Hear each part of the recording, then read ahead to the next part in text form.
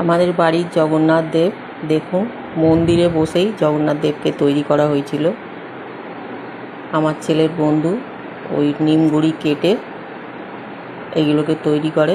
আমার ছোট ছেলে তাতে রং দেয়, কত সুন্দরভাবে বানিয়েছে দেখুন। তারপরে রথও আমাদের বাড়িতে বসে রথও তৈরি হয়। রথটা দেখুন, জগন্নাথটা আগে দেখে নিন। এই ছিল আমাদের প্রথম। প্রত্যেক বছরে বছরে ঠাকুর বড় হচ্ছে। রথ দেখুন আমাদের ওই মন্দিরেতেই তৈরি হচ্ছে, পাটে পাটে তৈরি হয়েছে আর খুলে রেখে দেওয়া হয়।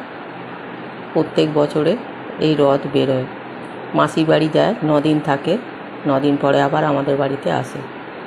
দেখুন রথযাত্রা। জয় জগন্নাথ, জয় বলদেবা, জয় সুভদ্রা রানী কি জয়। সবাই বলুন জয় জগন্নাথ, জয় জগন্নাথ, জয় জগন্নাথ।